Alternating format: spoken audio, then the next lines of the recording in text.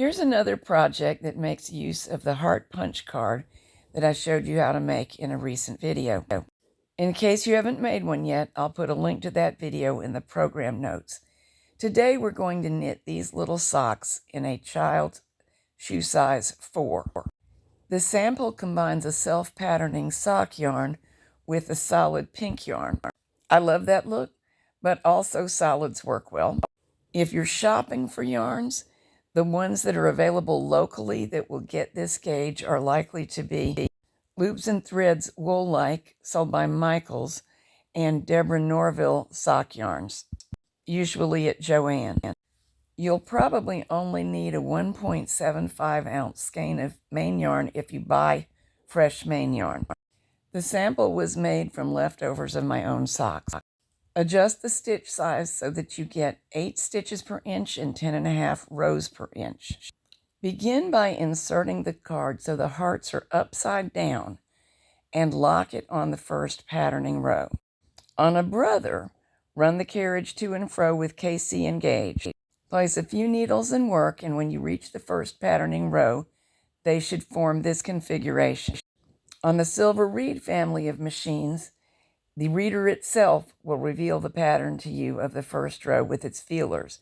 This one is showing the point of the heart, because here I have the heart card in right side up.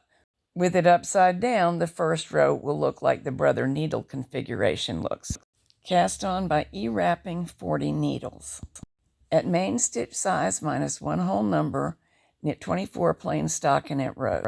For brother machines only, after knitting row 23, turn the dial to KC so that your needles will select while knitting row 24. Turn up the stitch size 1 whole number. Everybody set the card to advance and make sure that you have your Fair Isle settings and add color 2 to feeder 2. For brothers, we're on KC and the center top button depressed. For singers and studios, of course, it will say knit in or Fair Isle on the stitch selector dial. Knit the 6 heart rows, then remove color 2. We're done with it for the whole project. Knit 6 plain stockinette rows, and when you have finished the last one, it's time to hang the E-wraps to close the hem. I am doing this just by flipping the edge up and using the thumb on my left hand to situate an E-wrap on a needle. Sorry you can't see through my hands, but it's perfectly all right to do that with a tool if you feel more comfortable. When completed, bring everything forward, and it helps to put a little weight on it. And we're going to knit the first row back from hold, because with 2 sets of stitches on the machine, that just makes it easier on the machine. Knit 20 to 30 rows. These are the rows below the hem and above the heel. Don't knit more than 30, because that would get up into the calf area, and these socks weren't meant to fit the calf. To knit the heel, we're going to need extra weight. I'm using the heavy forks from my book, Cool Tools and Cheap Tricks. Then we're going to put almost half of the needles on the left into hold. For this size, that's 19 needles. And in addition, we're going to put the one nearest the carriage into hold. Now we will short row the heel. Knit across on those needles that are still in work. Place the last one that knitted into hold, and do it again, and keep repeating until only 8 needles have knitted. You will see me go down to 6 because I'm trying to fit a specific foot model, and you can do that for a person to customize the fit of the heel. Let me tell you a little bit about why we left the needle on the far right nearest the carriage in work. It's not the traditional way. It's something I've come up with recently. It skews the seam only 1 stitch, which makes no difference to the fit, and it allows our seam to be perfectly smooth along the edge. No short row, so we don't have to fudge when we're seaming. Remember to move your weight up fairly often. As a pocket of knitting forms, the stitches can jump right off of the machine, and we don't want that.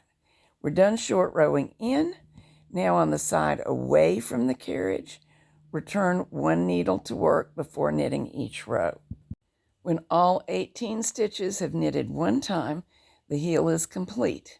Set the carriage so that it will knit back from hold. And we'll continue with the foot portion of the sock.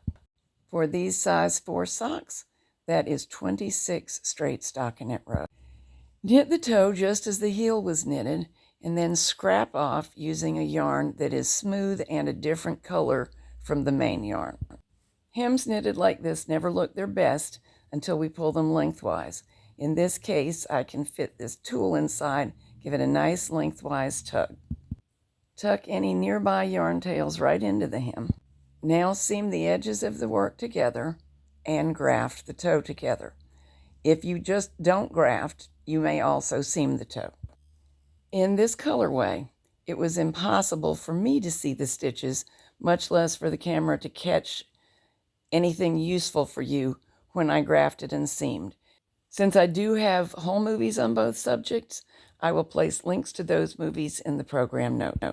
Begin your second sock with the carriage on the left, and the held batch of needles will be on the right.